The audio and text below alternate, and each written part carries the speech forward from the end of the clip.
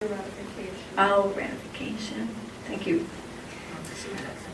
I know. The next goal, 1.3, did not change at all from previously, except for its percent of allocation, and now it's at 15%. We actually moved this goal in from the second sheet of the pay for performance because it is a specific student assessment, so we're trying to align our goal and make it more with more simplicity and clarity, so that all the assessment data is sort of on the first sheet and site goals are on the second sheet. Goal 1.4 is to increase student achievement as described by the district assessment plan. Our recommendation here is to start including more formative assessment data. So our quarterly benchmark assessment data is in 75% will be on quarterly benchmark reading, math, and writing. We included 25% on our universal screener data, which would be kinder through 8th grade. And we included that data to include the kinder, first, and second grade teachers because their data isn't part of the Ames data. So we thought this would give us a focus for all of our grade levels to be able to earn their pay for performance allocation. Any questions about the first page? So on the second page, the allocation is again at 50%. There's no changes to goal 2.1, 2.2, and 2.3. Those are site goals that are focused on our initiatives and that the superintendent develops with the principals in the beginning of each school year. 5% is on increased student achievement by implementation of programs that result in positive parent feedback on effective school surveys. So we added our parent effective school surveys on this page of the pay for performance. What we deleted is the APIR goal. We deleted the APIR goal due to the feedback from the auditors. They told us, we were actually, what would we say, we were in like corrective action or a recommendation to change our documentation for that goal. So we changed it, and then they came out. I'm sorry, go ahead. APIR, what was that? It was student evidence that all students are working on grade level or an academic intervention has been put in place and monitored. Okay, thanks. So an APIR stands for Academic Progress and Intervention Report. So I apologize for not spelling that out. So the auditor came back the second time and they still weren't happy with our documentation. We had changed it to what we thought would be acceptable. So we changed it again on the third time. They didn't review it, but I'm still really nervous about not being in compliance with the auditors. I definitely don't want them to come back and say, your teachers didn't deserve that money and they need to pay it back. So we thought, well, we always pay out on that one. Our response to intervention is in place. We have really good infrastructure on that. We're monitoring it. It has a lot of progress showing for each of the students. So we decided we made a recommendation to remove it from the plan. So attendance, that goal was that all sites their average of absenteeism would be 6.0 or less days absent. And that's another goal that has been met for the last 10 years.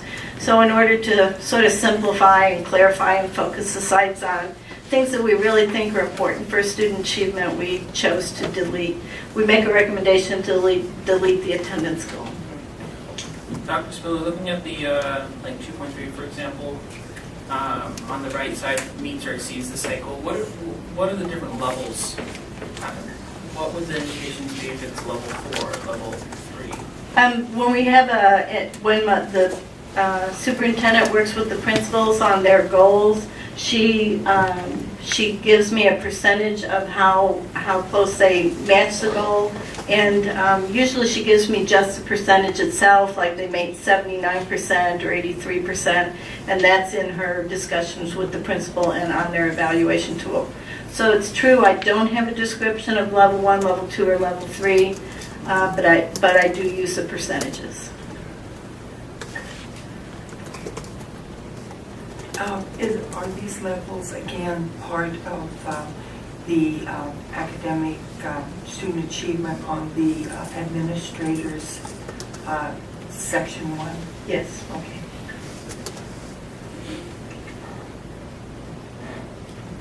So my recommendation is to approve the 2012-13 Creighton School District pay for performance criteria for that school year, and approve the document that I've submitted to be submitted to AD by December 31st, 2011. Would you be making that slight insertion before you submit the plan? I mean, after it comes to the board, would you be hitting it December 3rd? Or no, it's not December 3rd, it's December 6th. Oh, if I have to make a change to the You mentioned that section a question on that Matt brought up. Arizona Lawrence. No, the question Matt brought up about who gets the higher highest of the, performing plus or Legacy or A or B. Yes.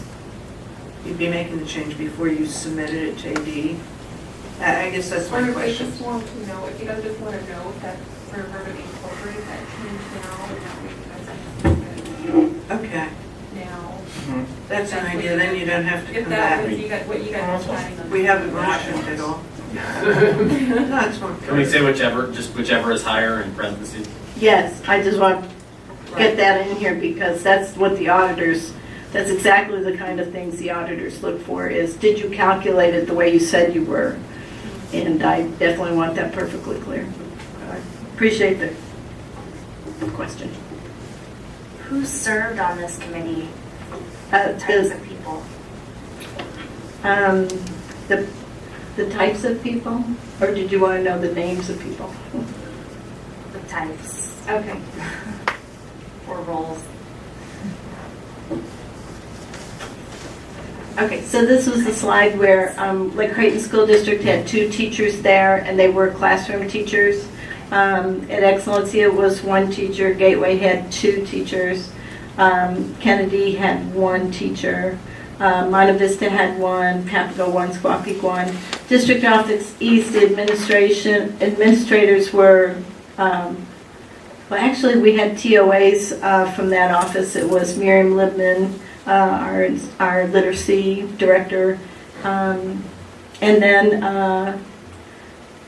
I'm sorry, from District Office East, it was myself, Susan Lugo, Scott Walmer, and then we had 2 classified employees from the Title I office who participated, and they actually had participated last year, so they had a lot of knowledge of the process. From District Office North, that was Miriam Lidman. So we had a total of 15 teachers, and I know also James Diaz, and he's present in the audience today. We did have CEA representation. I didn't keep track of exactly who were members. Okay, we had 2 members that were CEA representatives. And how did the people become a part of a committee? Were they asked, or were they able to volunteer? We sent out to the principals to ask for volunteers, and at the first meeting, we asked people to come and volunteer. And I believe CEA actually asked some teacher representatives to participate in the committee.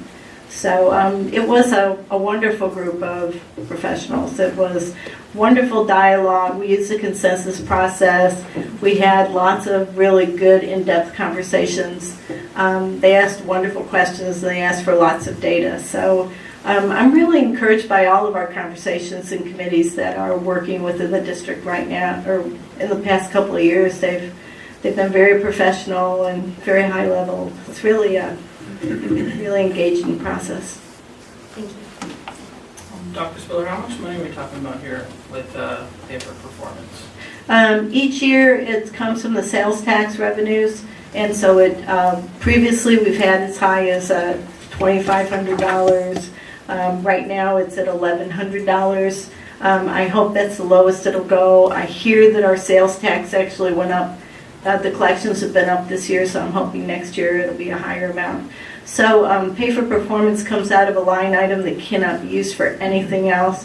So even if the payouts aren't complete, it just rolls over to the next year, and then Mr. Warmer allocates it out to and tells us before school starts what the allocation will be, how the highest amount could be. Let me choose Scott here. I was going to ask him if he wanted to clarify that. Any other questions? We have a motion, please. I just have a question on the motion, just because in her recommendation, I I noticed did two two different things. things, and the motion is different. So I don't know if we want to modify that motion. Now, can you put it on your recommendations, please? Sure.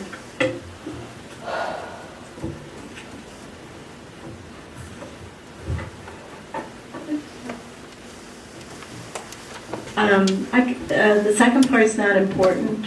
So Okay, so as what- long as the first one, 'cause that's what we have, the first one Yes. as the motion. Yes, Okay. I apologize. Okay.